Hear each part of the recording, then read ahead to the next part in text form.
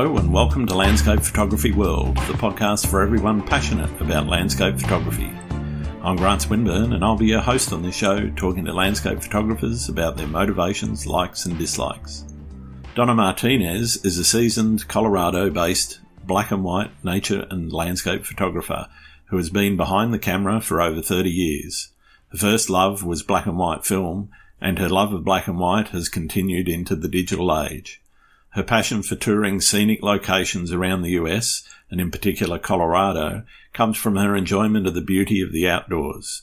The stories the landscape and wildlife can tell drive her to share them with the world.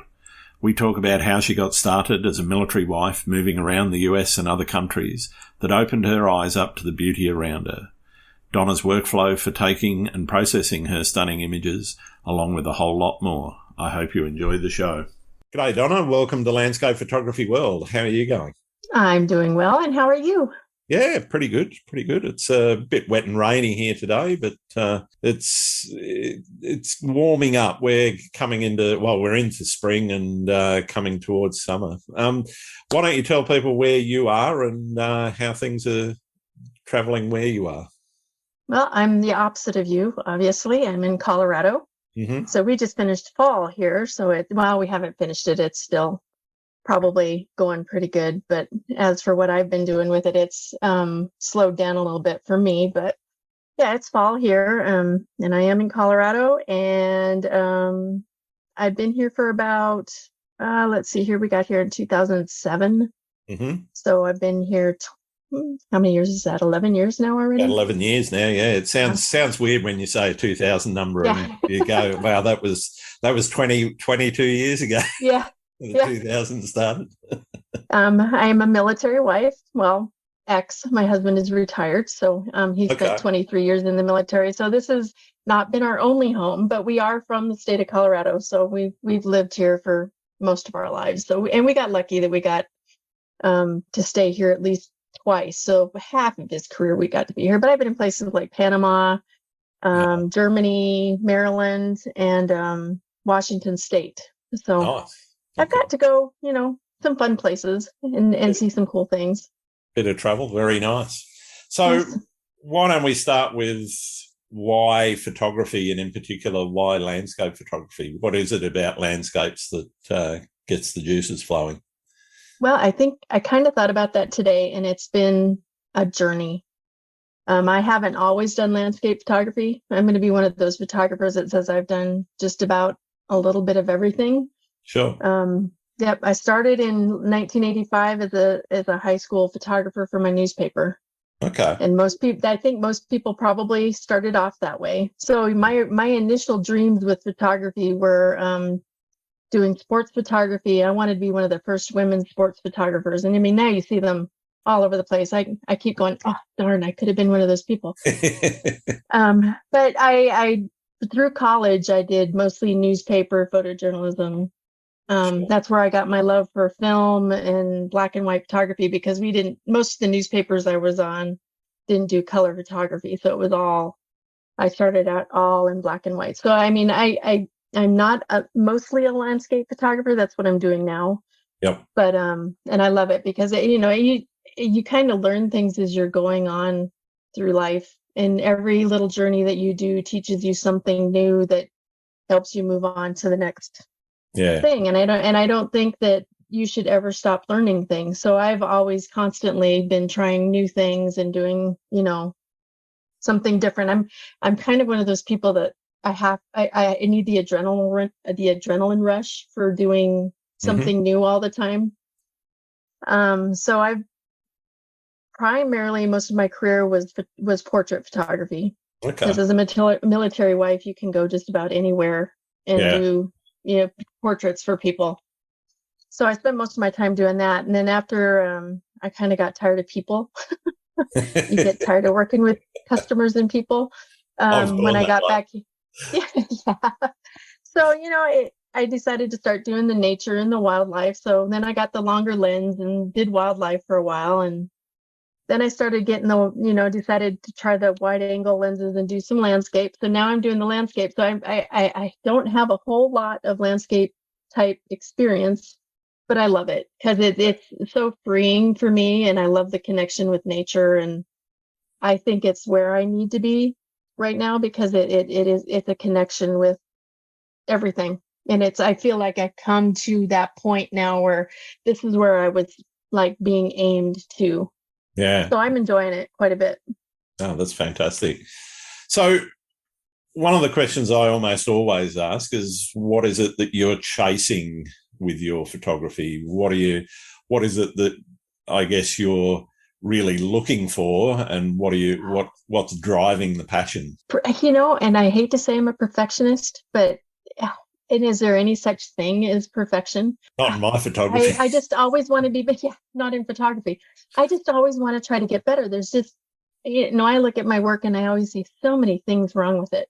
Yeah. And I could have done this better, and I could have done this better. So the next time I go out, I want to do this differently, and I want to try to do this better. Or maybe if I add this filter, this will look, more like what I'm envisioning. So I'm a perfectionist. I'm just always trying to make it better.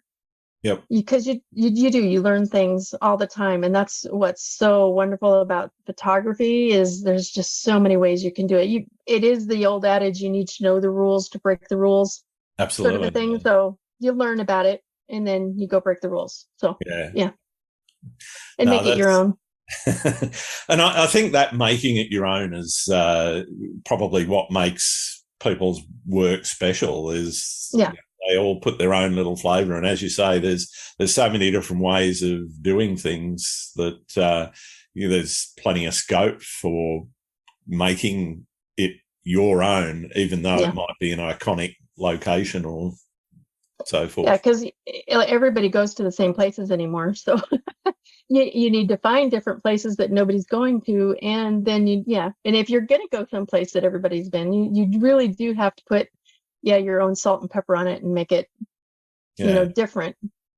Absolutely. I asked the question the other day on social media about whether people thought that what was more impressive was a image that nobody had ever seen before in terms of a new location versus something that's run-of-the-mill and every day, but a very new take on it, a unique take on it. That's what I like. Very run-of-the-mill every day, but my take on it. Because I feel like I see things, everybody does. Everybody feels like they see things differently than everybody else. Sure. But from what I see, when you see what's out that people put out, it's just, I don't think that a lot of people do the same thing that I do. But that's maybe I just don't know enough people. It could very well be I just don't know enough people that actually do it. But I think I would take more pride in myself finding something more mundane and everyday that people don't necessarily look at and make it something that they go, wow, that's really cool that you saw that way. So yeah, I don't like I'm going to go back to I don't like people. So I don't like going to the same locations that everybody go to anyway, because I don't like lining up along, a bridge with 50 other people trying to get the same shot of the same thing. It's not necessarily what I like to do. So yeah. Well, particularly in the US, I know that there's some locations which are just oversaturated with photographers. Not just landscape photographers with tripods, though, there's tourists, plenty of those. But tourists with their iPhones or their Androids or whatever, and it can get quite crowded. Have you ever encountered that?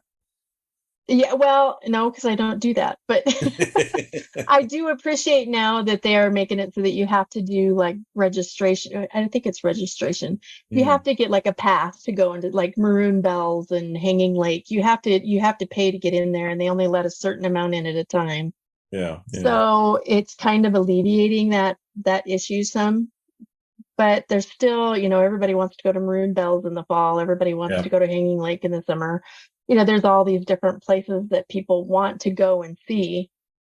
And that's fine. But yeah, so I kind of stay away from those areas. So you probably wouldn't see a lot of the more common iconic type places of Colorado that I've been to, other than I go to places like White Sands and the Great Sand Dunes and places like that. And it's so spread out that you don't encounter being, butted up to people that way. So Nice. you can find your way and find your space. So where do you sit on the planning versus spontaneity spectrum? And what I mean there is, Um, do you spend a I'm lot a, of time planning your shots and your shoots, or do you kind of just go out and go, okay, well, I'm just going to head here and I am an overshooter, and I go out and I just shoot spontaneously. There's the word I'm looking for. But I've always dreamed of being one of those people that can go out to a location and set up my tripod and, find the right angle and find the right composition. And the tripod frustrates me. okay, I don't, I use it because I do a lot of long exposures, yeah, but if you're asking if I'm, I plan everything out to the point where I found a spot, then I get up at a certain time and I go to that spot and then I wait for the sun. I'm too lazy to get up at 500 in the morning and get out for sunrise. And when you do black and white like I do, it's just about the light anyway for me. yeah, yeah, So the colors and all that stuff, they're great. I can appreciate that with a lot of people's photography, but for when I'm out, it's more about the light. So I like the low light. I don't have to get up at sunrise yeah, to go out, but yeah, I really don't. I like to be spontaneous and just shoot what I feel when I'm looking at it. So yeah, you get a lot of bad ones that way, and you get a lot of them that you got to throw away, and you get a lot of images that take up your hard drive. But yeah, I just have always done it that way yeah. Okay. and How hope for about maybe 1% that are good. so for somebody that's not seen your work, how would you describe your style? Um, Contrasty, black and white. Um, detail and texture oriented. I am Mm, very fixated on textures and details. So I like to look for things that are going to show me, that's why I picked sand, ice, and water, because yep. I can do the long exposures with the water. The ice has a lot of detail. You can sometimes get water with the ice. Sand has always got ridges and the way the light plays with it. So those three things are like my big top three things that I like to look for. Yep. But I'm always looking for motion too. I mean, I like sharp details and texture, but I like motion. So I Yeah. don't mind if I can find something that's stationary and then have stuff moving around it. So I'm trying to find different ways to show that to people too. But it's not necessarily nature sometimes. It's people walking or, Sure. in a street or with street buildings and things like that. But I don't do a lot of it and I don't show a lot of it because I want to be more known for the landscape at this point and grow with that. Yeah. But Yeah. I like to play with things, so I'll do anything. Would you say, and I guess when did this sort of change for you? Would you say that you are trying to create artistic photography or more documentary photography? Oh, I'm more on the artistic side. I'm going to be one of those people that I like Photoshop and I like to Sure. dabble with, sliders and dodging and burning and yeah, that comes from my background in black and white photography. I was always using different filters in the darkroom and using dodging and burning, and so Yep. that's where I grew up in photography, was doing those things. And so I've never really felt that I could be a purist type photographer. I Mm. always like to not manipulate it, but I like to, play with it a little bit. And I Sure. have done photo manipulations and on a very large scale. There was a period for like 1 year where that's all I did was Mm. just putting photo manipulations together. So I like the creative artistic aspect, and I like the fact that I can go in and enhance something a little bit more to look like what I envision it to look like. Okay. Um, I've not ever really, I mean, other than the photojournalistic stuff when I was in newspapers, you obviously can't do anything with that. But Yeah. Yeah. um, so I've always been creative. I was a painter as a little child. I did watercolor painting. So I've always been artistic. So I think it's that drive to be creative, and the camera has just been what I've done for the last 40 years. Yeah. So for you, the artistry, I guess, started well before the Oh yeah. camera became the tool for it. Yeah, it was I can still remember the day that I went into the high school newspaper to apply for it. And as like I went in and I wanted to go do layout. I thought that would be cool. And he Yep. goes, "Well, I've already got enough layout people." He goes, "What I really need is a photographer. Do you want to be a photographer?" And it's like, okay. So, and he showed me how to load bulk film and, Yep. how to develop it. And, once you get that smell of a dark room and the red Yeah. lights and, you're in it. You can't get out. It's Yeah. in your blood. So yeah, now I can't get out of it. I kind Yeah. of gave up on the drawing and the painting in lieu of my camera because I can do so much with my camera. Mm-hmm. How much do you think that influence of working in the darkroom yourself has influenced the way that you process digital now? Oh, everything. Because I still kind of think that way. Where do I want to dodge? Where do I want to burn? Yep. What filter is going to work best here? Can I manipulate the yellows or the reds or the blues, in the black and white mixer. So everything I do now was set up when I started in the dark room. Yeah. Great. So you can't, yeah, you just can't get it. You just can't get it out of your system. I would get it back in a dark room and do film, in a heartbeat if I really thought I could, but Yeah, if I had the space, I'd probably consider it. But then I'd also look at the cost of the chemicals and the cost mhm. of the paper and all the rest of it, and it's kind of like, But then look at the price of our equipment, it's well, gone that's sky true. high too. So that's went quite up dramatic, went way up dramatically considering what I started on. Yeah, definitely, definitely. And then you want to start getting into the Hasselblad and Zeiss Yeah. realm of medium format and large format and all that sort of thing. Never been that lucky to shoot on medium format, for me. I've got to use them before, but personally I've never owned one and I would love to go, medium format, but Mm. um now my eyes kind of drawn to the full frame that I use because I can move it a little bit more. So Yeah, yeah, sure. So you mentioned not liking to be stuck to a tripod. yeah. Where did that sort of come from? Is that from the film days, or is that just Mm, something that you sort of developed as a technique?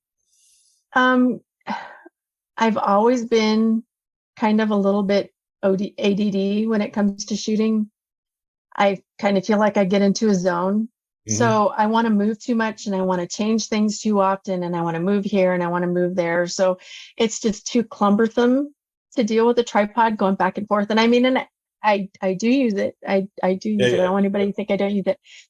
But if I'm in a spot where there's, a lot that I don't have to use a tripod for. Like fall leaves here this year, I rarely used a tripod unless I thought it was something that I needed to focus stack or do something a little bit more. I did a bunch of panoramas this year that were really pretty from the fall.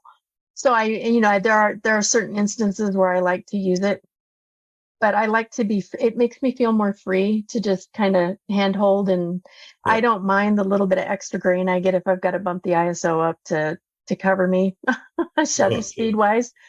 But, I, I think I feel freer just hand holding and walking and feeling nature kind of call to me as I'm walking around. So Yeah, yeah, the yeah. tripod just is hard sometimes. Yeah. Well, I know with some of the mirrorless cameras now, I mean, Olympus have got their micro four thirds, where I think you can do something ridiculous like 7 seconds And hand hold handheld. it. And yeah, the I image haven't tried it yet with stabilization. my I have the or the Z7, the Yeah. Z7 Nikon. So I just got it in January. I mean, I guess that's been about a year now that I've had it, but yeah, I Mm. haven't ever tried anything that low. I used to be able to do chapels and steeples and cathedrals in Germany, and I would Yep. hand hold it like 25th of a second. And that was with an Oli E1. Yeah. Yeah. So I've always been pretty good at hand holding, but I'm 54 now. Yep. It's not as easy. And that's why I kind of had to move on from my D810 because it just got so heavy. Yeah. And Yeah. the mirrorless is a little bit lighter. So I'm enjoying the Z7 quite a bit. Yeah. Fantastic. You mentioned that feeling that you get when you're in the zone. Talk to me a little bit about that. What is it like? What's going through your mind when you're in the zone? And you're in the zone. It's kind of like tunnel vision. Um, I don't look. I mean, I do look outside of the camera and not in the viewfinder, but I can feel it zeroing in on Mm-hmm. an area, and it's almost like it's a frequency that I'm on that I need to. I something is there, and that's where I need to look. So you tunnel in on it.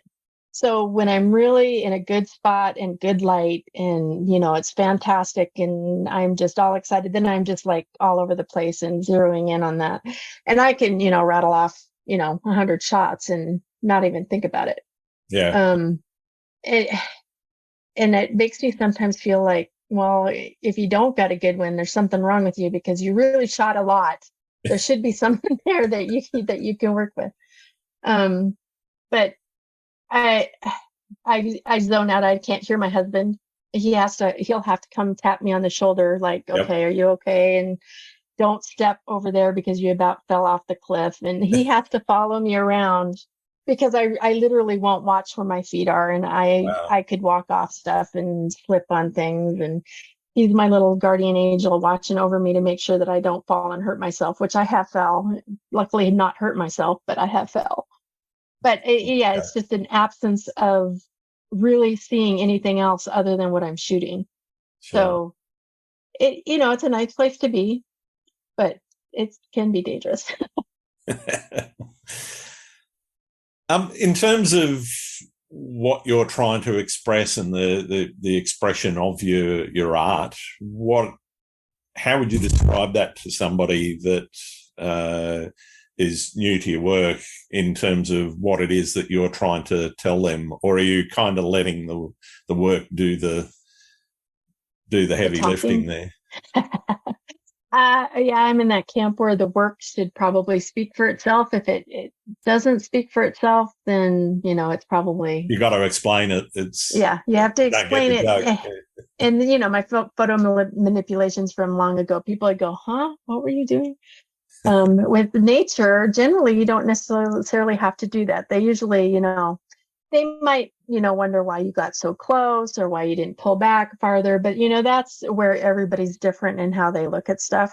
Yeah, yeah, I like to think that I'm in an area where I like to shoot things that are like within the first 25 feet of me. So normal landscape photographers will draw way back and shoot the whole entire scene, and you'll yeah. The get, grand your landscape, thirds get and yeah, everything. the grand Yeah. landscape type stuff. I really have hard time with that. It's Okay. really hard for me to see a foreground and a midground and a background. But if it's like right in front of me where all the details are, so I don't think that's considered landscape photography, honestly. I mean, it's more nature photography, but people will call it landscape photography. And I guess, you know, if that's I've what I am, that's what I am. But I've got a pretty broad definition of yeah, landscape. To yeah, me, even street to a certain degree, yeah, less so street with people, but that urban architecture, the urban that's a landscape. abstracts. Yeah, as far as I'm concerned, it's all Yeah, even astro. That's landscape. yeah. And I don't know if it's because over the last, 5 or 10 years, your eyes get worse and you have to use, readers and the contacts get stronger. And I've got Mm. macular degeneration in this eye. So it's going to go out on me in, the next 5 to 10 years. Yeah, So I yeah. don't know if it's just me zoning in on a new area because of necessity. Yep. That's how I'm evolving in my photography, because I need to see the things that are up close because that's what I'm seeing better. If you Mm. want me to see really far away and see, all of that, it's not as easy as it used to be. So I Sure. think it's more of an evolving because of aging and eyesight. Yeah. So, at some point you have to wonder, when the camera is just going to have to do everything for you and you're just, pushing a button and you're guessing that it's looking good. So I don't know, but I would Yeah. hope that's going to be a long ways off. Oh, well, let's hope so, because your work to date has been wonderful. Thank you. I How enjoy do you? it. I do enjoy it. You can see the enjoyment in the work, I think. How would you define success with your photography? Oh, that's a tough question. That's why I ask it. Success with my photography. Well, considering I've not necessarily been an overly successful photographer other than doing portrait work. I mean, and that's a job. I mean, Yep. that's not, that doesn't feel to me like, I mean, you can be creative with it, Sure. but, I've gotten into a couple magazines, but not very many. I've not tried. I've not done juried competitions. So I can't gauge anything by how well it does in a juried competition. I don't sell a lot of prints, but it's not because I don't try. It's not one of the things that is a focus for me. So I'm sure if I worked harder, I probably could sell more, but I don't want to base anything that I do with photography based on money. Yeah. It shouldn't be something that I get a monetary positive reinforcement from. I think, and even nowadays with social media, I don't even want to say it gets lots of likes or it gets lots of love for me, I guess successful photography is going to be something that lasts the test of time. Something that, if it's around for a while and people can enjoy it for a while, even if I'm not here, and people can still enjoy it. I think that's probably the most important thing for my photography. I would like it to be here for a while and for people to enjoy it for a while. Sure. I want to talk a little bit about work-life balance or life photography balance. Where does photography fit within your life in terms of how much time are you devoting to it and how much time are you devoting to other things? I am, like I said, I'm a retired military wife, and I was always a stay-at-home mom. So my portrait photography that I did, based out of the house. I'm one of those, moms with a camera. Yep. I always had my camera with me at home. My kids always knew I had a camera. My husband's always doted on me and helped me with my camera. Now, what was the question? How much of your life do you spend photography versus other things? So where I was getting with that, oh my goodness, where I was getting with that is I've never really been out of the house. So it's always been something that I've done at home. Yep. So earlier on, it would have been more with the kids and being a mom and doing photography on the side. Now that my husband is retired, he still has a job. I don't have a full-time job. My photography is my thing. Yeah. So, joining the NFT space in December, this is all I've done for the last 9-10 months. Wow. Okay. It's been a way I can, I'm so lucky and so blessed that I have all of the time in the world to devote as much time to it that I possibly can and do, what I want with it. It's not like we're, a young family. I've got all the equipment I need. I've got studio equipment. I've got my camera equipment. I've got lenses. There's nothing I need. Yeah. I just bought a new truck. So I'm like, I've got a new VR2 to take me to the mountains anytime I want. And, they're just 30 minutes away. Nice. So I literally, will wake up in the morning and look at the weather and see if there's some clouds. Because here in Colorado, we don't get clouds, a whole lot. And I like clouds because, they just make my light better. But I'll, gauge the weather and think of spontaneously find a place that I want to go to and just jump in the truck and go. Yeah. I can do that. I can, gas might be a little bit fuzzy in the next while, watching gas prices. The trucks can be a little bit more expensive to fill up, but I cannot complain. I am just absolutely in a point in my life where I can dedicate everything that I do to this and make it me and make it mine and take it where I want. So it's just how far I want to go with it and what I want to do. There's no, having to deal with a second or a job that gets in the way and all that. So yeah, I'm very, very lucky that my husband has created a life that we can do this and I can do this full time. Awesome. In terms of travel, are you traveling just within Colorado? Are you getting out and about further for photography? And I'm talking trip specifically photography because, when you go on holidays, of course, you're going to take your camera, you're going to shoot. You take advantage of where you get to go. I have 3 daughters, and all of them have military ties too. So I tend to take advantage of visiting them for places that are around where they are that I've not been to. Because like I said, I'm an adrenaline junkie. New stuff just totally, I get bored sometimes. And in Colorado, you get bored. I don't know how you could get bored here, but I can get bored here if I let myself. So I kind of get that, want destination anxiety. I want to get somewhere and do something different. So I take advantage of going to see the kids. But last year, I did a solo trip by myself and did a solo SUV camping trip. And I went 2 weeks into the mountains all by myself, camped by myself, everything. And then came back, and my daughter had just moved to New York. So I drove cross country and did a 3-week trip, drove out to New York, upstate New York, and spent a week with her, and then went and visited another photography friend down in Tennessee and just drove. I was just me for 3 weeks on the road, and it was just absolutely fantastic. So I love that sort of a thing, but I also love doing stuff with my husband, and, we're a pair. So it's hard for me to do those kind of things without him because I don't want to do it without him, but I can.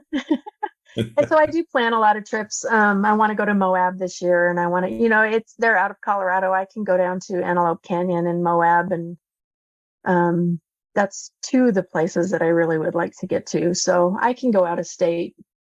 It's just finding time, and I don't like snakes, so it'll have to be when it's cold because I won't go when it's hot. Fair enough.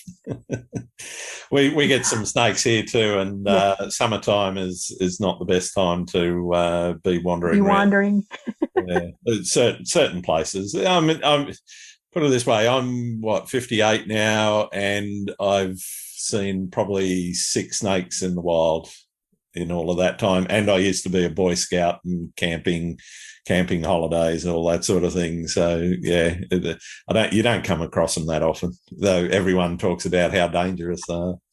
Yeah, I know where you're at. You probably have a lot. I saw my first bear this year, so that was I was out in Crested Butte area by myself on one of my fall trips just a couple weeks ago, and saw my first wild bear out, and it was, and I've been out a lot, so that's pretty good to be the first time that I've ever seen one. But that makes you kind of wonder, okay, I'm sleeping in my car, and I'm going to have to be real careful about what I'm doing. Yeah. Don't leave any food out anywhere. Yeah. You learn how to be a very good camper. Oh, absolutely. How does where you live influence how and what you shoot? I'm really interested in that confluence between those 3 things: the place that you shoot, which might dictate what you shoot, but also what you shoot might dictate how you shoot. Alternatively, you may have a particular style of or way of wanting to shoot, and that then may dictate, the place you go and what you're shooting. Do you think about that not necessarily in those terms, in terms of how those things influence one another? I haven't really thought about it, but I've learned to love. I mean, not learned to love. I've grown to love the long exposures this year. Yep. So I'm constantly, water is like the first thing in my brain when I'm thinking about where I want to go, is where can I find some really good water to do some long exposures. Yep. So there are quite a few places, you can do lakes, you can do streams, you can do the waterfalls, some of them you have to hike quite a ways to get to. So you have to be quite fit to get to them. Mm-hmm. So I'm always looking for stuff that's a little bit easier, but, and ice, I can always find ice in the winter. I mean, winter's always good because we're in Colorado. There's always ice in the winter. And sand is just a byproduct of me going to visit my daughter. So I would go to the white sand dunes, near Holloman Air Force Base. So sand is when it's an opportunity, since I'm going to be there, but ice and water are pretty much where can I get that? And I'll see spots that I'll want to go back to, and I'll, kind of plan out, or I'll see somebody else shoots them and I'll try to find something close. But as for dictating what I shoot, I don't know. I just think I'm in a lucky place. I think I'm where I'm supposed to be. So I think the universe has put me here because this is what I'm supposed to shoot.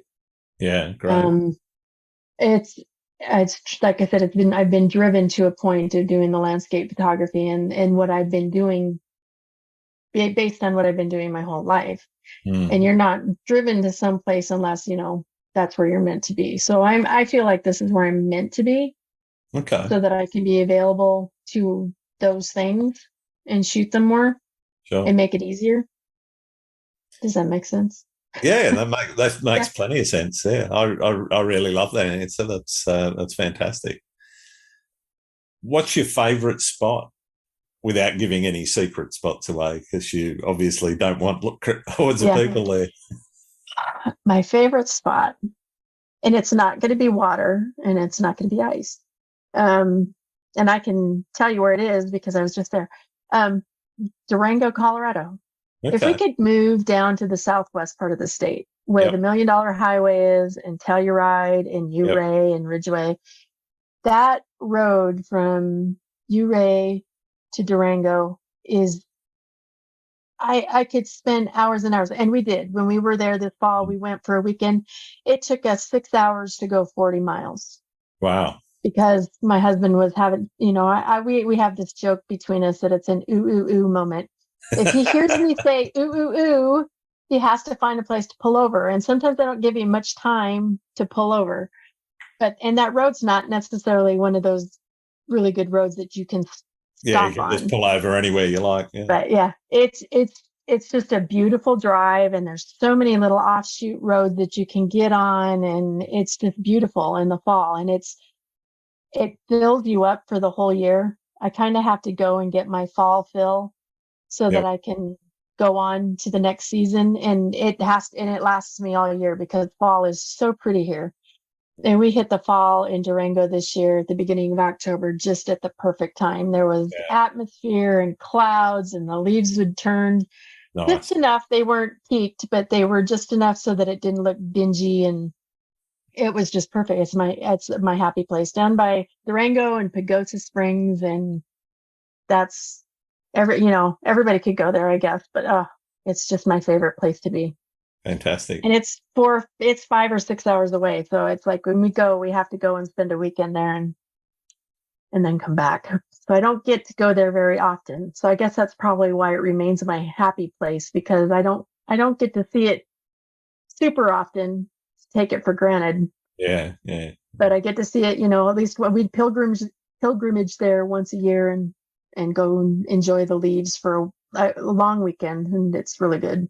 Nice. Would you retire there, or? Yeah. Or is there somewhere else that you'd prefer to be from one of the other places that you've shot? We like Colorado Springs just because it's so centrally oriented in the state. Denver's a little bit further. We have family up north, so family's here. But we're far enough away that, we don't see them all the time, but they're close enough. If we have to go see them, we can go see them. I mean, it's kind of how we deal with it. But I like Colorado Springs because, I'm a 2-hour drive from, some of the most gorgeous stuff. I can do day trips and just leave early in the morning and drive somewhere and shoot for 3-4 hours and come back and be home by dinner. Lovely. So it saves on a lot of expense having to stay in hotels and, and if I think it's going to be a little bit longer, I pack stuff so that if I've got to stay somewhere, but we can go to Estes for a day. We can go, down to the sand dunes for a day. I can go, lots of places from here. And I like being centrally situated in the state so that I can do anything I want at a whim. So I would love to be in Durango because it's beautiful. That's if we win the lotto, place to go. Sure. But we'll probably stay here because my husband likes his job and he does pretty good at it. So fair enough. What's the most memorable experience you've had out shooting? Out shooting is just memorable anytime you do it. So I don't think I've ever got an image or had an experience that made it the top Okay. of a memory, because every time I'm out, I'm at that level of ecstasy of being out shooting, Wow. that's where you want to be. So Yeah. um you can come home and be a little disappointed about what you got, but the time there is never, shooting is never anything that's not the top level of what you remember. Yeah. That's why I keep going out. I mean, I just love being out and shooting to the point where it's a drug. I've got to just keep doing it. Fantastic. What about the horror stories? Everyone's got one. Horror stories. It's not a landscape one. That's okay. Horror story was starting out in sports photography, and I was doing a football game once, and there was a long bomb. The quarterback threw a long pass, and I was trying to get down the field, down the sidelines, so I could get down and try to get a little bit closer to the guy that was catching the ball. Well, somebody threw a helmet or something, and I stepped in the helmet on the sidelines and did a somersault with my gear up in the air and stood up and finished running down the sides. I was so embarrassed. I don't know how I got back up to my feet, but I was just mortified. I was right in front of the bleachers of everybody. And here this stupid photographer's running down the sidelines, and I stepped in a helmet and flipped over and did a somersault and then went back down. So yeah, that's a horror story. I was just so embarrassed. But I've never had anything like that happen doing landscape stuff. Okay. So yeah, it's old memories. You haven't dropped any gear in water or anything like that? Or No. Oh, wow. Nope. Come close a couple times. I've not had that disaster happen, thank goodness, but I couple keep times getting close. splashed with waves, and I've had the Canon I've got now go into the shop twice to get new innards put in. I haven't got to do seascapes. I haven't done seascapes yet. Well, So not a lot of sea in Colorado. So. No. So that's another place I want to get to, is to the ocean. So we used to live in Washington State, and I've been to the beach, but at that point in my life, I wasn't super into photography. And I just think, man, if I had only been a photographer then, the things I could have gotten. Yeah. But yeah, that's definitely something I want to do. So all the people with their camera took a dunk in the water and the waves took it over. I haven't had that experience yet, so I guess I'm pretty thankful. I've been pretty good with gear. I'm hard on my gear, but I've been pretty good that it lasts quite a while. I don't have too many disaster stories other than batteries running out and running out of card space and the typical stuff. Yeah, I do that all the time, particularly the running out of cards. I carry about 8 cards with me now. See, and what size are they? They're all 64 gig. So I have the 128. Yeah, I can get quite a lot on those.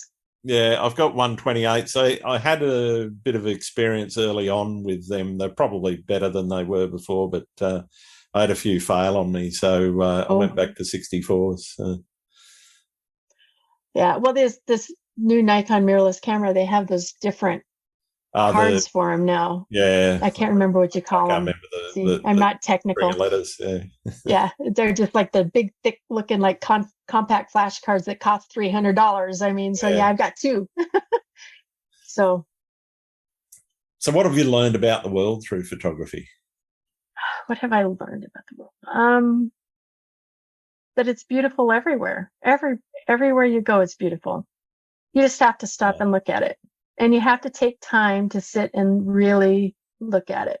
It bothers me to no end when people come to these places that are just so beautiful and they just take their phone out, take a picture, and then move on to the next place. They don't enjoy it, and they don't. Yeah. You need to let that area kind of fill you up and, put it in your memory banks and think about it and think about how you felt and what was going on so that you can remember it later. I don't want it to be a fleeting memory. So you really just have to sit and think about it. And the people that don't realize that they're in beautiful places and take it for granted. And not everybody sees with a photography eye or a creative eye. This is and it. everybody sees that differently. So maybe they are seeing enough. Yeah. But for me, I really want to see it. I really want to look at it and see it. So. And I get if you are touring around, it can be difficult to squeeze in everything that you want to see. And if you're in lots of places to see, too many places to go. Yeah.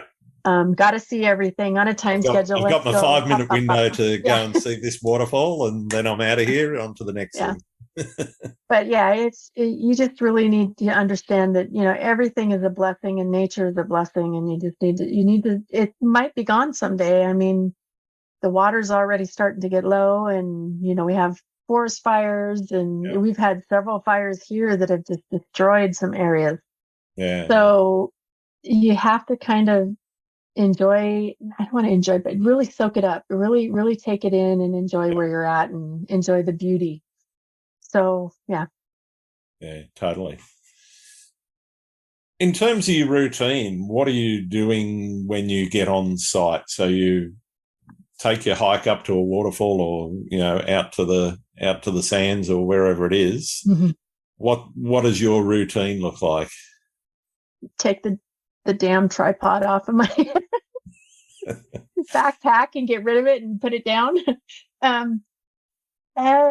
You walk around, and I usually get 10 to 15,000 steps when I'm like out. You do this. So it's a lot of walking around and just I'm looking for it to tell me something. So sometimes it doesn't say anything, and you walk for a long time before it says something. Yep. Or the light's just not right. And, you kind of wait, you kind of look up at the sky, see if the light's going to get any better. But I try to find a good spot and find something, that I think is something that I see really well that probably other people don't see very well, and something I can show them. But it's definitely got to holler at me to say, no, over here, come over here, stop right about there. And, then I'll stop and I'll evaluate what I'm going to do. If I'm going to do a long exposure, if it's water, or if it's not, I'll just do some shooting at the details like bark and rocks and tin cans on the ground and junk. But I'm not big on a routine, I guess. I don't have a set thing that I've got to do. OCD wise, you got to do this, then you got to do this. And so I usually tend to check my gear and stuff before I leave the house. And if I don't, it usually bites me in the ass. So if I check my gear at the house, everything should be ready to go. My camera should be loaded with a fresh card. I should have a nice, good battery in it. I usually put the extra batteries in my pockets and my other card in my pocket just in case anything happens. And then I have a backpack that's got my wide angle lens, which is a 14-24 millimeter. And then I have another one that's a little bit longer than that, but it's like a kit lens, so I don't use it very much. Sure. Or I use the 70-300. But if I'm doing, if I want it to make look long exposure waters, I like to use the 14-24 and put the DND filter on it, and that will take some time to set up. If I find a really good spot, but it's either doing long exposure or I'm wandering around. So you got a card full of images, and you've packed up and come home. Are you straight into editing, or do you leave it to sort of sit and marinate for a while? Yep. That's exactly what I tell people. It has to sit and marinate for a while. I will go look at them. Go look at them. I get them on the laptop, and I go through them, and I find that it'll ruin my mood sometimes, because they won't be as good as what I thought they were when I shot them. But what I tell people is, what you just shot is so fresh in your mind because you were just there. That I don't think any image you take can actually live up to what your memory is of it. So what you have to kind of do is let, your fresh experience kind of fade a little bit, so that it can be the center stage in the show while you're editing stuff. Yeah. because things look totally different to me, a couple days after I shoot compared to the day that I did shoot and I go look at them. Yeah. I'm antsy. I want to look at them and I want to see, certain shots when I go home, but I really shouldn't do that because sometimes, it makes me think, oh, I've got to really let these sit and marinate for a while because they're going to take a while for me to look at again.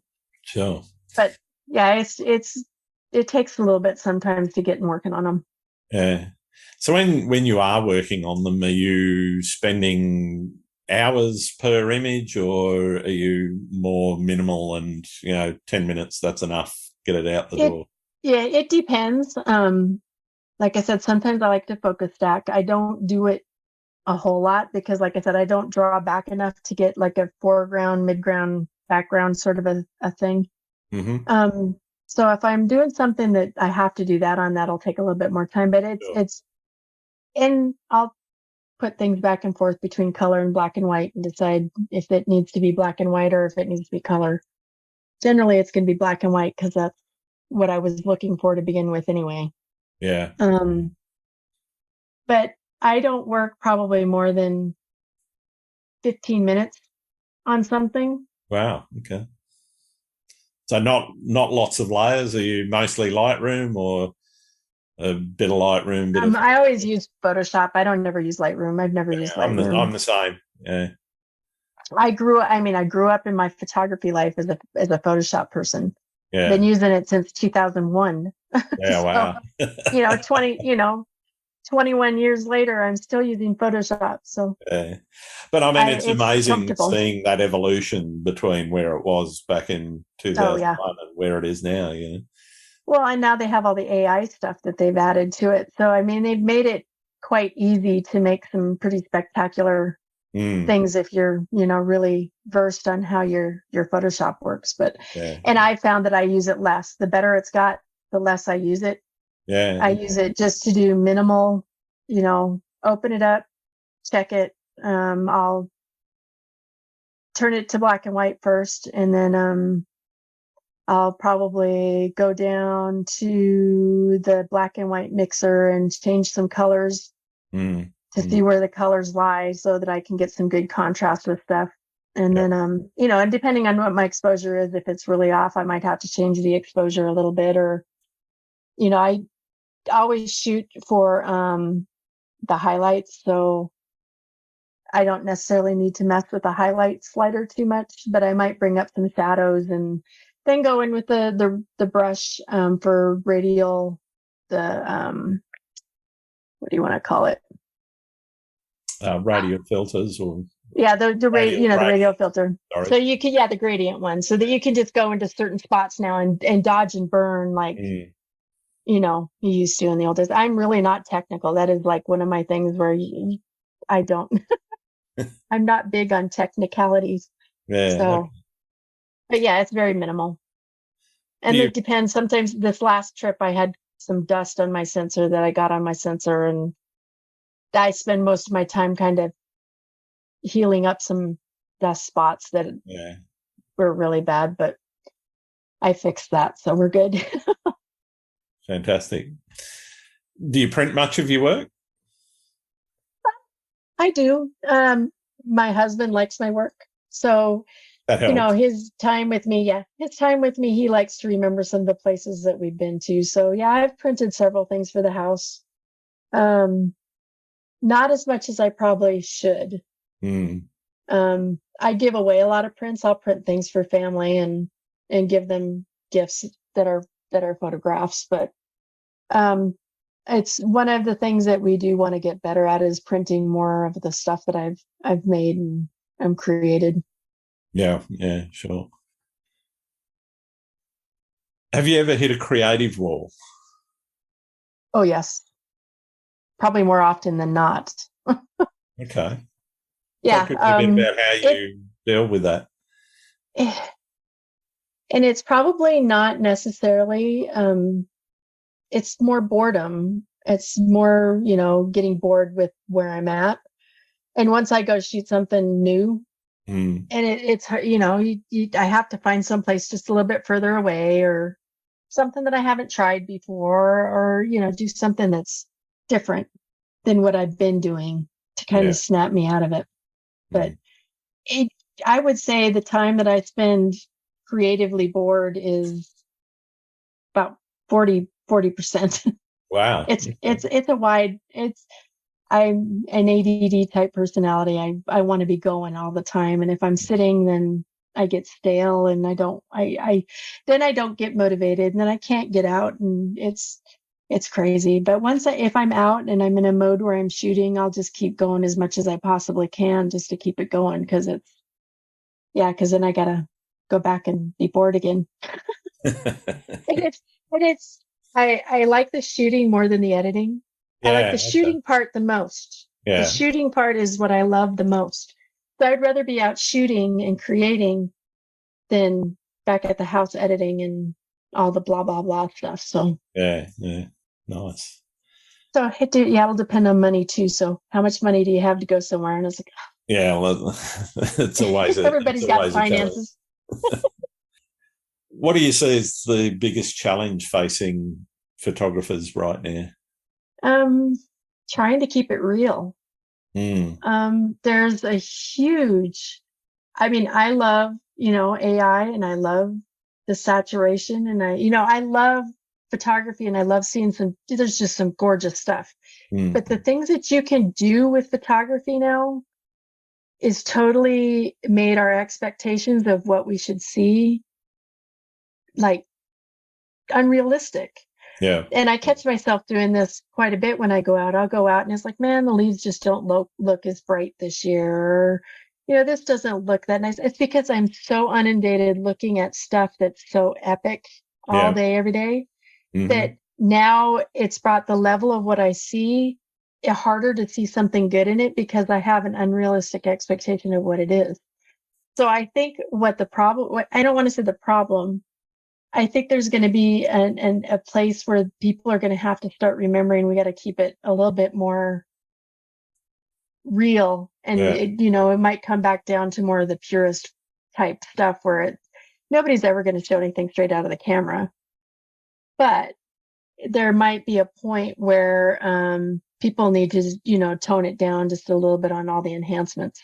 Yeah. So that it doesn't make, because it's obviously very disappointing for some people to go out and they want to see these landscapes that they've seen in all these beautiful pictures and they go out and it's not like that, because they've pumped up the colors, they've added, clouds to the sky here or a galaxy in the sky here, and or the moon or that flock of birds, or the moon, or there's always these perfect objects in it, and I think it makes it really unrealistic for people to enjoy if you're not a photographer and that they're doing those sort of things. And I love them.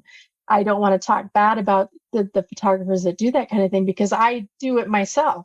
Yep. Because I just love the creative aspect of it, but I think at some point it can't be called photography anymore.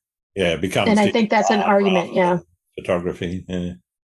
So, I can see a point where some of that AI software that you're seeing where you can basically say a few words and it will generate an image will be de rigueur in everyone's phone. And you'll be able to say a few words, take a shot, combine that with some AI, and it'll come up with a generative image that is whatever it is. It's crazy. Yeah. So, I don't want to say that you can't call that, I don't think that's photography, but some of the things that get, the composites, and it just gives people an unrealistic idea of what it looks like. Think 100 years from now when we're all, the whole landscape has changed. Yeah. And all people have are the images that they see. And they go, well, this is what it looked like. It was, well, that's not really what it looked like. Not exactly. But, I think I don't want to say it needs to tone down. I guess I don't know where that line is going to be, but I can see it going over it. Yeah. No, yeah. I don't know if there will be. And I someday they're going to think that's what it just always looked like, but. Definitely, yeah. I think that's an interesting comment. Actually, the way you look at photos from 100 years ago, 50 years ago, where it was realistically, mostly a photojournalistic. That said, there's quite a lot of photographers. Frank Hurley, an early Australian photographer, who I've referenced several times, he was doing composites, and he was heavily criticised for it. He went on the Antarctic mission with Shackleton aboard Discovery, and he did some composites there. He was a photographer, an accredited photographer with the Australian military in World War One, and he did some composites there. And at the time, he was widely criticised for not showing what it was really like. But then you see the source images, and what he was giving you was an impression of what it was like to be there, not necessarily what it was actually like to be there. Yeah. And so it's intent. And I think people really need to clearly, state what their intent is. Mm. I don't know. Then money gets in the way, and people are like, I just want to sell something, and this is what people want to buy. So this is what I'm going to do. And like I said, I don't like to make it about the money, because then you do things that probably aren't necessarily within your nature that you really should be doing. So, if you're wanting to talk a purely photographic type way, I think it just needs just to come down just a little bit. But I would call it something different, maybe, so that it's not, it has its own identity, and then that way they don't get clashed with, photography. Photography is still, 100 years ago, it was still very primitive for the most part. Yeah. So it's progressed a lot, and it's changed a lot. And so you're going to you have to keep up with it, and it's going to change a lot more too. I mean, it's going to be amazing to see what photography does in the next 20 years, if I'm around to see what it does in the next 20 years. So that's my next question. Exactly. What is the future of photography? Where do you see it going? I don't know. I really don't know. That's scary, and it's exciting at the same time, because there's, I don't even want to get political. There's so much people that doubt what they hear and see anyway. Yeah. That they're going to doubt in what they see picture wise, and you're never going to have anything that somebody's going to believe is actually that thing anyway. Yeah. Because, they're going to just blame it on Photoshop or whatever. Mm-hmm. Anyway, even though the ethics for photojournalism, things like that, it's pretty standard that you don't manipulate anything in photojournalism. But it's everybody has Photoshop, and everybody knows how to do it. If you're not everybody, but most people in photography know how to use it. Yeah. So most people are going to doubt and aren't going to be sure of what they see anyway. So I don't know. Unless there's a way, do you want it to actually be seen as something that's true, or is it just lost that whole, reality sort of a concept to begin with? So I don't know. The gear gets better every time, and the editing software gets better all the time. So I really don't know where it's going to go. Now, this is it. I mean, you're saying already, in say the Google Pixel, you can swipe your finger around an object and have it be removed from your photo. So what was really there and what wasn't? Yeah. So it comes down to what you want people to see and the perception you want people to see of you. So, and most of it comes down to people doing selfies, and then we'll get into I did portrait photography for a while, and it's like the magazine skin and the perfect hair and the perfect bodies. And, I was using Liquify to make boobs bigger and hips, more even. And it's not reality at a certain point. So what do you like to do when you're not out shooting? Oh, I have 5 grandbabies. I love my grandbabies. they're not here, but I'll FaceTime with my family and watch the grandkids. I mean, that's the best way to watch your grandkids grow up right now. I like to spend time with them, and I've gotten some new books. I like to read, so stay off the TV. Just like to sit and read and look at old files. Dredge up a couple old files from a couple years ago and see if I could find anything else in there that I like. So, but if I want to stay out of photography, totally, I'll read something and go have lunch with my husband. And I do walk at a nature center that's nearby that I'll try not to take my camera sometime, but it's always inevitable. You'll go without your camera and you'll see something you wish you could have shot. And then if you go with your camera, you can't find anything to shoot. So, but I will go without the camera just to get some exercise and get out. So, yeah, fantastic. What would you be if you weren't a photographer? I don't know. I really don't. Since I've been doing it so long, my mother always wanted me to be a doctor. Mothers are like that. Yeah. But it would be something artistic, I'm sure. I would have been just a painter or probably a painter. I probably would have gotten into more of my painting that way because it's always been something art ever since I was little. So I've always known that it's going to be something art driven. Nice. And I guess I did. I wanted to go to school to be like an art historian. Okay. And curate a museum. Yeah. So that would probably be something that if I wasn't, 54 and I was like 30 something and thinking about going to school, I might probably go to school to do that. But I would love to spend time in an art history museum and just get to look at beautiful artwork all day. I think that would be just fantastic. Yeah, I totally agree. That'd be awesome. We've all got our inspirational photographers. Is there any that you think I should be talking to on the podcast?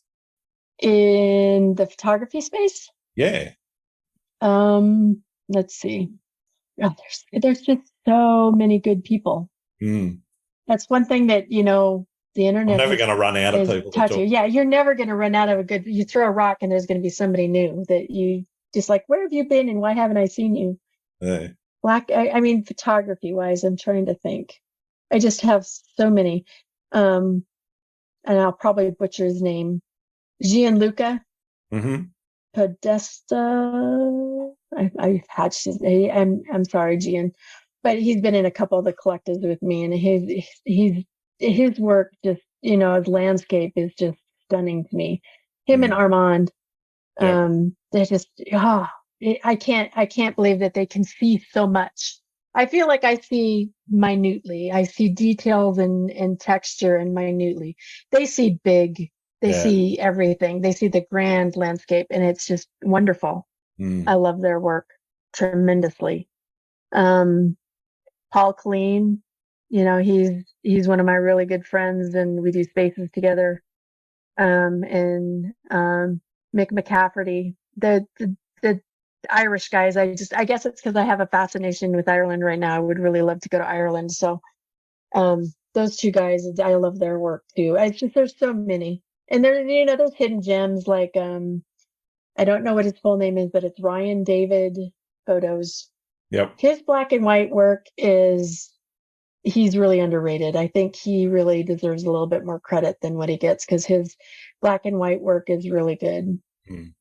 Fantastic. But there's just too many, you feel bad naming just a couple because you're leaving so many out that you just didn't think of. So that's right. But there's just wonderful people and they're just so great to see every day and see what they do and watch their journeys. I'm really enjoying it.